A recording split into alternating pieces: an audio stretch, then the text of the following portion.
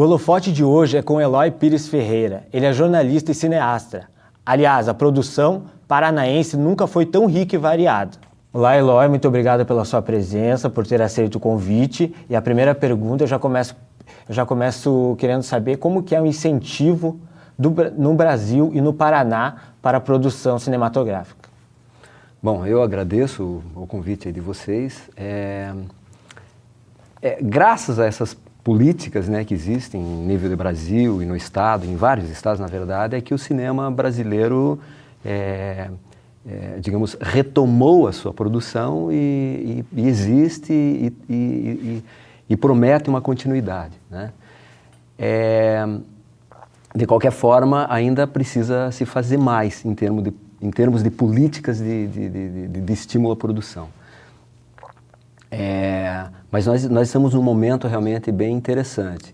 E aqui no Paraná, o Paraná acompanha, né, essa efervescência, digamos assim. Realmente nunca a gente teve um momento tão produtivo quanto esse de agora, né? Apesar de que o Paraná já tem uma história de cinema que remonta a 100 anos, praticamente, né? Desde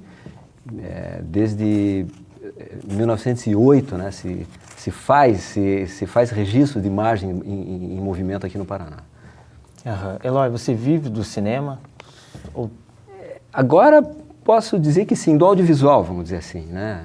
Não do cinema propriamente dito, mas e ultimamente mais de cinema. Uhum. Né? E você começou a ter contato com o cinema quando estava estudando jornalismo, isso? Foi. Na verdade, eu sempre gostei de cinema, desde criança, né? Eu sempre frequentei as salas de cinema e sempre também vi muita televisão, né?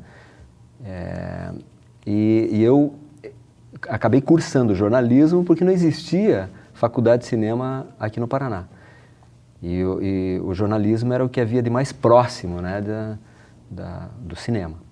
Então, eu entrei na faculdade e durante o curso, né, de jornalismo eu tive algumas cadeiras, algumas matérias relacionadas ao cinema e eu tive alguns professores que também me estimularam muito, né?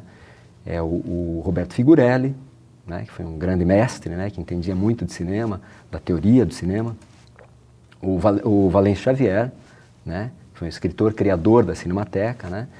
E também o Hugo Mengarelli, que foi meu professor de fotografia. E ele é um dramaturgo aqui da cidade, enfim, um homem de teatro, né, atualmente e tal. E durante o curso de jornalismo, eu acabei estagiando na Cinemateca. Ao invés de estagiar numa redação de jornal, eu estagiei na Cinemateca. E ali o meu contato, obviamente, com a área, né, com o que acontecia, inclusive por trás, nos bastidores e tal, se intensificou bastante, né? Uhum. Teve uma produção sua que é Vamos Junto Comer Defunto. Uhum. Você gastou todas as suas economias, como é que foi? Parece que você tinha guardado para comprar um apartamento e daí... Exatamente. Então, Vamos Junto Comer Defunto foi meu primeiro curta-metragem, né? Eu rodei em 88, eu acabei finalizando só em 1990.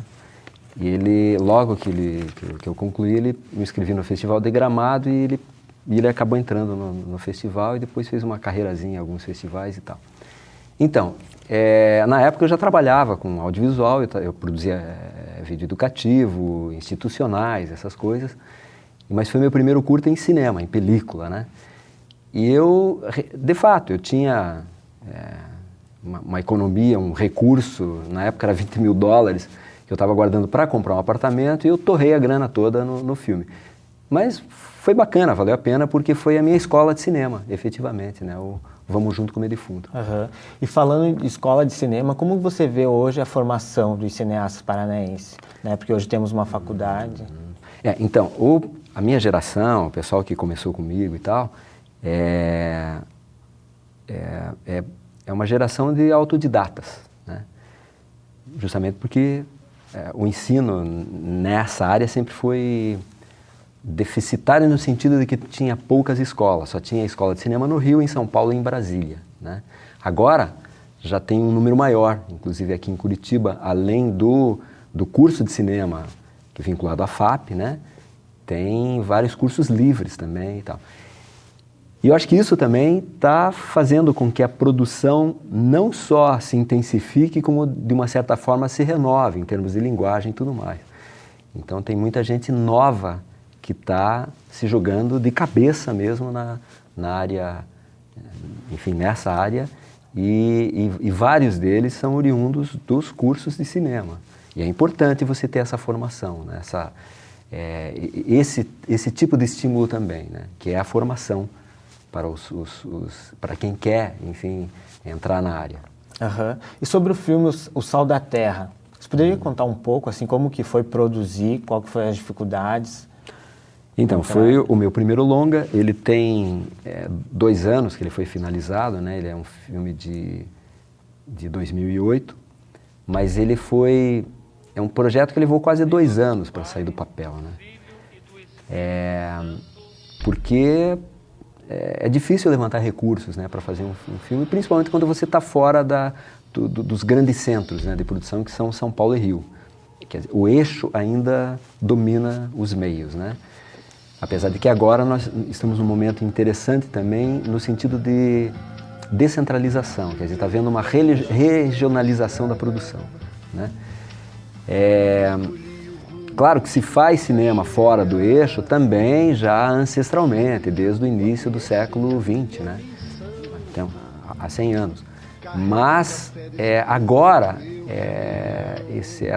esse volume de produção aumentou assim consideravelmente, né? Fora do eixo. Mas é difícil levantar recursos, né, para se fazer o filme. E um filme, por questões de mercado mesmo, de como funciona o mercado no Brasil, ele dificilmente se paga, né? Então você precisa das leis de incentivo e dos mecanismos de estímulo.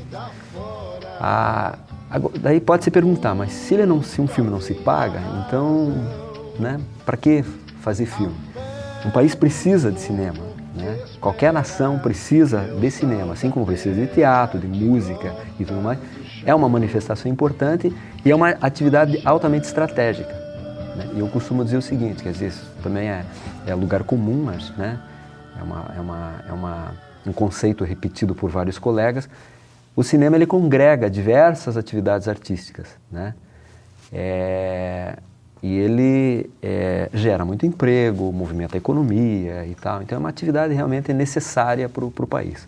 Mesmo que seja feita à base, né, de incentivo fiscal e outros mecanismos do gênero. Uhum. E você já pensou em desistir alguma vez, né, enfrentando essas dificuldades? Porque financiar isso assim, o primeiro você já gastou suas economias, daí para o segundo... Gastei muito da minha energia também. Uhum. Então, assim, vontade de desistir propriamente, não, né? Apesar de que em muitos momentos da minha vida eu me perguntei por que eu estou fazendo aqui, né? Por que eu estou fazendo isso justamente, que é algo assim tão complicado, né? Enfim, de resolver, né? De consolidar e tal, né? Mas acho que eu, sei lá, talvez eu tenha nascido para isso, talvez. E o que te inspirou a continuar? Tem alguma pessoa que foi presente assim? São muitos fatores, né? Primeiro, o gosto, né? Que já vem da infância mesmo, né? Uma paixão assim antiquíssima. Depois, o fato de que eu cruzei com muitas pessoas muito interessantes e que se tornaram grandes amigos, né? Durante essa trajetória toda. Né? Eu tenho parceiros assim que são pessoas muito especiais né? E que também comungam dessa paixão, né, comigo.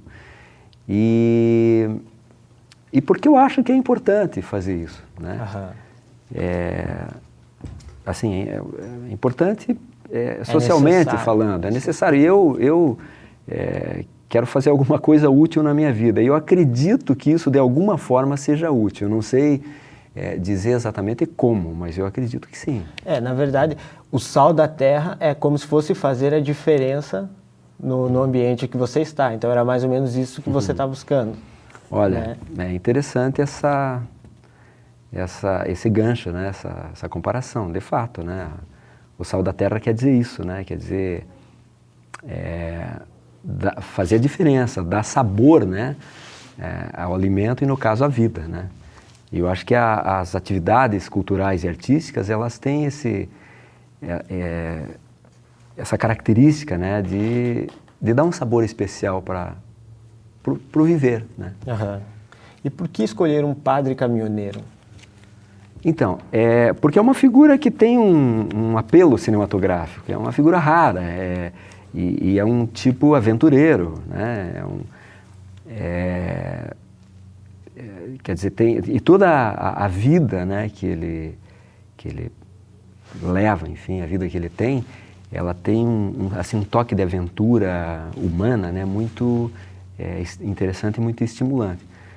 E é um tema raro também, né, essa atividade, né, do indivíduo sair pela estrada pregando a palavra e, ao mesmo tempo, ouvindo as pessoas e tentando promover o bem comum, vamos dizer assim. Uhum. Né? Porque, na verdade, a figura do padre está muito ligada à igreja. Então, você desvencilhar isso... Por isso que esse filme é interessante, né? A história desse padre, desses personagens, é interessante, porque foge do lugar comum. Né? E é um personagem raro. Né? E qual que foi a recepção assim, do público religioso? Não só do público religioso, porque eu costumo dizer que O Sal da Terra, apesar de ter elementos que evocam a religiosidade, a transcendência e tudo mais, ele é um filme que não é religioso no sentido doutrinário da coisa, né?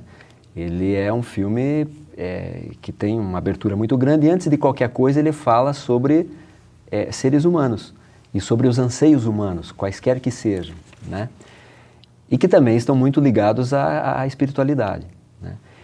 E então esse padre, ele tem essa missão, né? Que basicamente ouvir as pessoas que são carentes, etc. e tal. E o filme enfim, ele trata disso. E desculpa, eu perdi a pergunta. Qual que foi a recepção do público? A recepção do público. Assim? Aí, esse público, aliás, as pessoas de um modo geral que assistiram o filme acabaram gostando, né?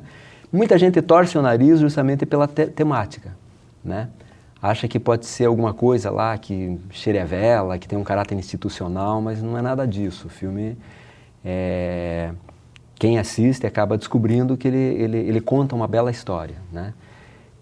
E então o filme ele não foi feito, não foi feito para ser dirigido para esse público específico. Ele foi feito, é um filme de cinema e foi feito para as pessoas assistirem, independentemente do credo, da cor religiosa, política, ideológica, etc. e tal. Eu tenho vários amigos que são agnósticos, que são ateus e que gostam muito do filme, justamente pela carga de humanismo que ele carrega. Né? Uhum. E aqui no Paraná, qual é uma outra produção que não seja a sua, que você considera de grande valor para nossos? Olha, são vários. Nós temos aí, assim, agora a gente está iniciando praticamente, né, de uns tempos para cá, uma produção de longas metragens, bacana. Mas nós temos muitos curtas metragens que foram feitos durante esses últimos 20, 30 anos, que são marcos, que são seminais. Eu gosto são vários, é difícil, a gente até acaba cometendo alguma injustiça omitindo alguns, mas vou dar alguns exemplos. Eu gosto muito do Mundo Perdido de Kozak, do Fernando Severo, eu adoro o Eternamente, do Beto Carminati.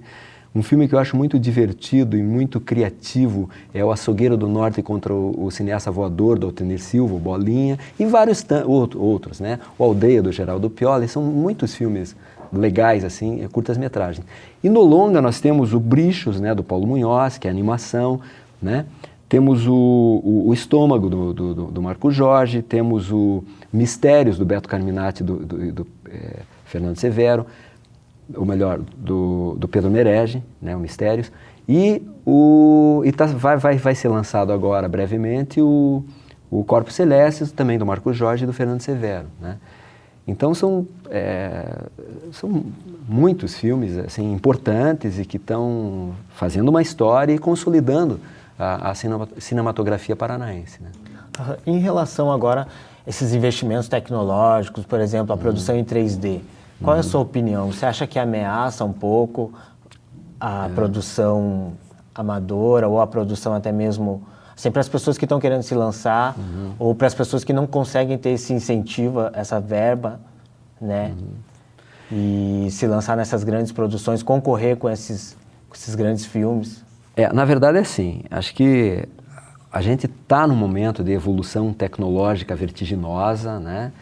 Isso é bem evidente, né? As coisas estão se transformando, os meios de produção, inclusive de distribuição e de exibição, também estão se alterando. E isso é bom, é salutar, porque a vida isso é um processo em transformação, né? Mas eu acho que isso não é ameaça nem para quem já está na área há alguns anos, como é o nosso caso. Eu não tenho nenhum projeto de filme para 3D, por exemplo, né, por enquanto, mas não é uma ameaça, né, para a nossa atividade, muito menos para quem está começando. Até porque existem muitos recursos para se iniciar hoje em dia, em volume muito maior do que existia quando eu iniciei. Antigamente, né, há 20 anos, era bem mais difícil fazer filme do que hoje. Hoje qualquer um, você pode fazer filme com celular, né? Então eu acho que são vários, acho que foi Glauber Rocha que falou que o caminho do cinema são todos os caminhos, então tem espaço para todo mundo e tal. Em relação ao 3D particularmente, eu acho bacana, então eu fui ver o Avatar e confesso que não gostei do filme. Chegou uma hora que aquele excesso de efeitos e tal me enjoou um pouco, né? E a história é muito comum, muito banal, uma história bonitinha, certinha, mas tem tantas outras. É simples, é comum o roteiro. Nem é o fato de ser simples, mas o fato de, sei lá, de não ter nenhuma novidade nela, nem nada, né? Então eu realmente não curti. Eu ainda estou resistente a ver o Alice, né? Até por obrigação do ofício, talvez eu tenha que ver, mas eu não sei, não é algo assim que me estimule muito, né? Eu acho que, independentemente do meio tecnológico, dos recursos tecnológicos que você utilize, o que interessa antes de qualquer coisa, e sempre foi assim, e eu acho que vai continuar sendo, é contar uma boa história, né? Não importa quais sejam os meios. Não importa o recurso, né? É o conteúdo. O conteúdo é o que interessa, o resto são mecanismos que você utiliza para contar essa história. E tem alguma história, algum filme que você viu e falou, poxa, eu queria ter tido aquela ideia, eu gostaria de ter feito aquele filme? Tem vários. Na cinematografia universal e mesmo brasileira, claro, tem muitos filmes. Eu até tenho dificuldade de citar, porque são muitos os filmes que eu curto, né? Filmes que eu gosto e que de alguma forma fizeram minha cabeça, me estimularam e tudo mais, né? Filmes antigos e mais recentes, tem uma infinidade, né? E um cineasta que te influenciou, então? Na verdade, assim, as tais influências, né, que a gente recebe são tantas, né? É difícil. Mas eu gosto muito do Nelson Pereira dos Santos, né? Particularmente do Vidas Secas e do Memórias do Cárcere, né? Eu gosto, sei lá, dos cineastas também, e ele já é um veterano, está com 80 e poucos anos, né? Faz filmes, ele era jovem, né, na década de 50, quando ele começou a fazer e tal, e fez coisas extremamente ricas, né? E que contribuíram muito para a cinematografia universal, né? E depois são tantos, né, os realizadores, tantos os filmes que de alguma forma fizeram minha cabeça, enfim. E tem algum projeto agora em andamento? Tem. Na verdade, eu tô ainda distribuindo O Sal da Terra, que é um filme que já deu vários frutos. Ele teve nas salas de cinema, em várias, aqui em Curitiba, no interior do Paraná, em São Paulo, no interior, teve em Recife, agora em dezembro, e vamos estamos lançando em DVD. Na verdade, já está circulando, já tem algumas locadoras, e estamos tentando espalhar em vários pontos de venda no Brasil inteiro. O DVD do Sal da Terra. Estou finalizando o Curitiba Zero Grau, né? Até junho ele tem que estar pronto, né? E daí nós temos e eu tenho vários outros projetos, inclusive para televisão, né? De seriado e tudo mais. Eu tenho uma infinidade de projetos aí na manga, né? E o Curitiba Zero Grau conta qual história? Conta a história de 4 personagens que vivem, que têm algumas coisas em comum. Esses personagens são de origens distintas, né, de meios distintos, mas eles são meios sociais, inclusive, mas eles têm algumas coisas em comum. Primeiro é habitar na mesma cidade, né? Depois é o fato de que todos eles vivem em meio ao trânsito, né? E tem algumas características da cidade que dão um peso para a história e para a vida deles, que é, no caso, um deles é o frio, né? E toda a estrutura urbana da cidade e tudo mais. É um filme que se passa em Curitiba, mostra muito da cidade, mas é uma história que tem um caráter universal, né? Que poderia se passar em qualquer lugar, e eu espero que as pessoas de qualquer lugar do mundo se identifiquem com as histórias desses personagens. Eloy, uma vez eu estava lendo sobre você e eu vi uma reportagem que dizia que você se considera um polaco enrustido. O que define isso? Na verdade é assim, é que Curitiba é uma cidade que tem uma influência polaca muito grande, tem um contingente de descendentes de polacos, né, muito grande. Dizem, não sei se é verdade, que saindo da Polônia, a cidade que mais tem polacos depois de Chicago seria a primeira, é Curitiba, com mais ou menos 600 mil descendentes. O meu sobrenome é Pires Ferreira, porque meu pai é Pires Ferreira, mas a minha mãe é polaca, né? Então eu sou meio, digamos assim, caboclo, né? Que é o meu pai, e meio polaco. O teu sobrenome é português. O sobrenome é português. Pires vem de Pedro, que é pedra, é isso? Não tenho ideia. Não tenho ideia qual Pelo que eu me lembro, acho que Pires vem de Pedro, que é pedra, rocha, e Ferreira é ferro. Né? É um nome forte. Deve ter alguma coisa com ferraria e coisas do gênero, entende? Mas enfim, eu não sei também a origem do nome, né? O que eu sei é que eu, como a maior parte dos brasileiros, eu sou fruto de uma mistura racial e étnica muito grande, graças a Deus, entende? Eu acho isso ótimo, entende? E eu estive na Polônia agora em outubro, né? Pela primeira vez, né? Fui conhecer a terra de parte dos meus ancestrais, e é um país maravilhoso também, que tem uma história cultural, artística fantástica. A Polônia é um país riquíssimo, tem um teatro extremamente forte, música, dança, cinema deles é muito consistente e vibrante, né? E Eloy, como que você era no colégio, quando criança? Era um aluno mediano, medíocre, né? Não gostava muito de estudar, mas ao mesmo tempo não era totalmente vagabundo, entende? Eu curtia algumas disciplinas de uma forma especial, principalmente aquelas ligadas a línguas, né? Português, me saía bem em inglês, história, geografia, essas coisas, e gostava muito de história, de ouvir e contar histórias, né? Mas nunca fui assim um bom aluno, em nenhum curso que eu fiz, nunca fui um grande estudante. Eloy, muito obrigado pela sua presença, foi um prazer tê-lo conosco.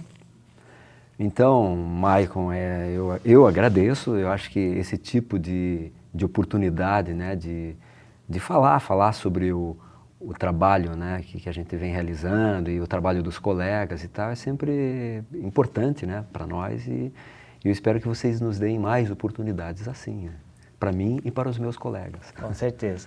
O Holofote de hoje fica por aqui. Muito obrigado pela sua audiência. Até o próximo programa.